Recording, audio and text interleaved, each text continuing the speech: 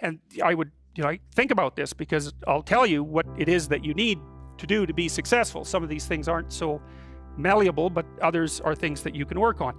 Well, IQ, well, that's a rough one, because there's no evidence, as far as I can tell, that you can do a damn thing about your IQ. I was just reading a paper by Dan Simon today.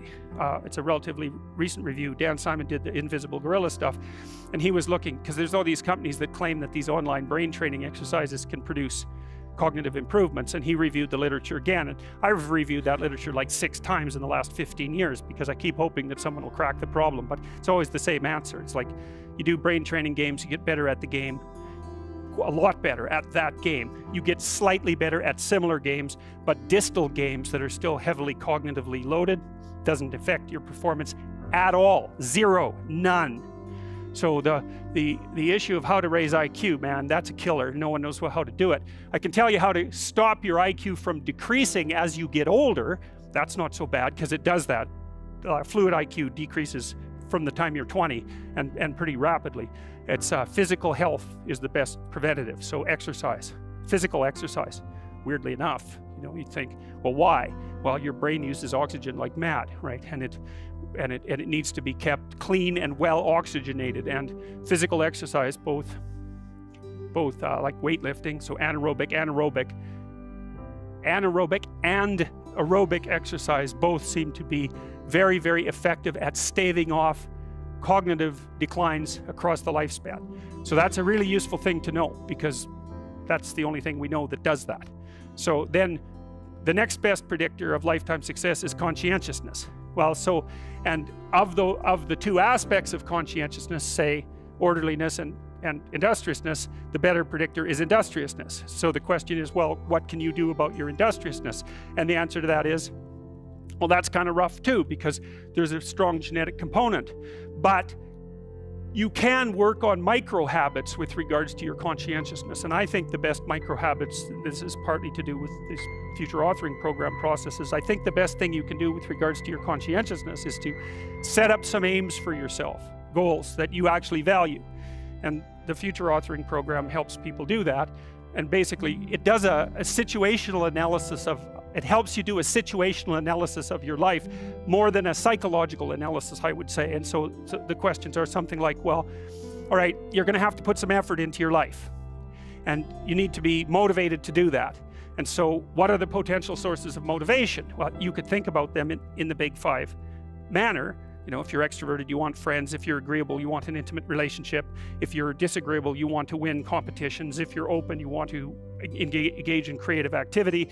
If you're high in neuroticism, you want security. Okay, so those are all sources of potential motivation that you could draw on, that you could tailor to your own, your own personality.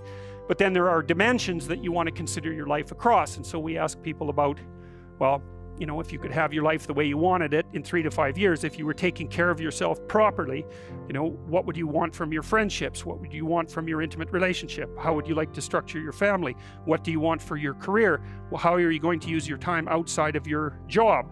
And how are you going to regulate your mental and physical health, and maybe also your drug and alcohol use? Because that's a good place to auger down, because alcoholism, for example, wipes out, 5 to 10% of people. So you want to keep that under control.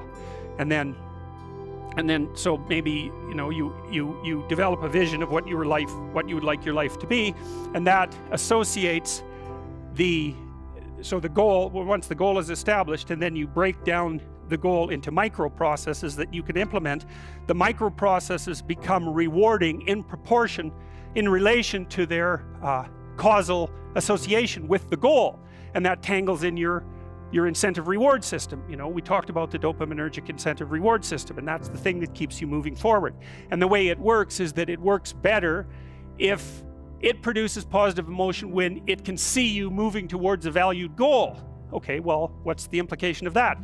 Better have a valued goal, because otherwise you can't get any positive motivation working out. And so the more valuable the goal, in principle, the more the micro processes associated with that goal start to take on a positive charge. And so what that means is, well, you get up in the morning and you're excited about the day, you're ready to go. And so as far as I can tell, what you do is you specify your long-term ideal. Maybe you also specify a place you want to stay the hell away from, so that you're terrified to fail as well as excited about succeeding, because that's also useful. You specify your goal. You do that in some sense as a unique individual. You want to specify goals that make you say, oh, if that could happen as a consequence of my efforts, it would clearly be worthwhile. Because the question always is, why do something? Because doing nothing is easy. You just sit there and you don't do anything. That's real easy. The question is, why would you ever do anything? And the answer to that has to be because you've determined by some means that it's worthwhile. And then the next question might be, well, where should you look for worthwhile things? And one would be, well, you could consult your own temperament.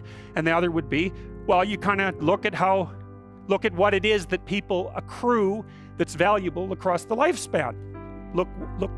So you do a structural analysis of the subcomponents of human existence, and I already did that. You need a family, you need friends. Like, you don't need to have all these things, but you better have most of them. Family, friends, career, educational goals, plans for, time outside of work, attention to your mental and physical health, etc. That's what life is about. And if you don't have any of those things, well, then all you've got left is misery and suffering. So that's a bad deal for you. So once you set up that goal structure, let's say, and that's really in many ways that's what you should be doing at universities. That's exactly what you should be doing, is trying to figure out who it is that you're trying to be, right? And you aim at that, and then you use everything you learn as a means of building that person that you want to be. And I really mean want to be. I don't mean should be, even those things are going to overlap. And it's important to distinguish between those, because that's partly, and this is back down to the micro routine analysis. So if I was saying, well, you're going to try to make yourself more industrious. Okay, number one, specify your damn goals, because how are you going to hit something if you don't know what it is? That isn't going to happen. And often people won't specify their goals too, because they don't like to specify conditions for failure. So if you keep yourself all vague and foggy, which is real easy, because that's just a matter of not doing as well, then you don't know when you fail. And people might say, well, I really don't want to know when I fail because that's painful. So I'll keep myself blind about when I fail. That's fine, except you'll fail all the time then. You just won't know it until you've failed so badly that you're done. And that can easily happen by the time you're 40. So I would recommend that you don't let that happen. So that's willful blindness, right? You could have known, but you chose not to. Okay, so once you get your goal structure set up, you think, okay, if I could have this life, looks like that might be worth living, despite the fact that it's going to be, anxiety provoking and threatening, and there's going to be some suffering and loss involved and all of that. Obviously, the goal is to have a vision for your life such that, all things considered, that justifies your effort. Okay, so then what do you do? Well, then you turn down to the micro routines. It's like, okay, well, this is what I'm aiming for. How does that instantiate itself day to day, week to week, month to month? And that's where something like a schedule can be unbelievably useful. Google Calendar. It's like, make a damn schedule and stick to it. Okay, so what's the rule with the schedule? It's not a bloody prison. That's the first thing that people do wrong. They say, well, I don't like to follow a schedule. It's like, well, what kind of schedule are you setting up? Well, I have to do this, then I have to do this, then I have to do this, and then I just go play video games, because who wants to do all these things that I have to do? It's like, wrong. Set the damn schedule up so that you have the day you want. That's the trick. It's like, okay, I've got tomorrow. If I was going to set it up so it was the best possible day I could have, practically speaking, what would it look like? Well, then you schedule that. And obviously there's a bit of responsibility that's going to go along with that, because if you have any sense, one of the things that you're going to insist upon is that at the end of the day, you're not in worse shape than you were than at the beginning of the day, right? Because that's a stupid day. If you have a bunch of those in a row, you just dig yourself a hole and then you bury yourself in it. It's like, sorry, that's just not a good strategy. It's a bad strategy. So maybe 20% of your day has to be responsibility and obligation, or maybe it's more than that, depending on how far behind you are. But even that, you can ask yourself, okay, well, I've got these responsibilities. I have to schedule the damn things in. What's the right ratio of responsibility to reward? And you can ask yourself that, just like you'd negotiate with someone who is working for you. It's like, okay, you got to work tomorrow. Okay, so I want you to work tomorrow. And you might say, okay, well, what are you going to do for me that makes it likely that I'll work for you? Well, you could ask yourself that, So maybe you do an hour of responsibility, and then you play a video game for 15 minutes. I don't know, whatever turns your crank, man. But you know, you have to negotiate with yourself and not tyrannize yourself like you're negotiating with someone that you care for, that you would like to be productive and have a good life. And that's how you make the schedule. It's like, and then you look at the day and you think, well, if I had that day, that'd be good. Great.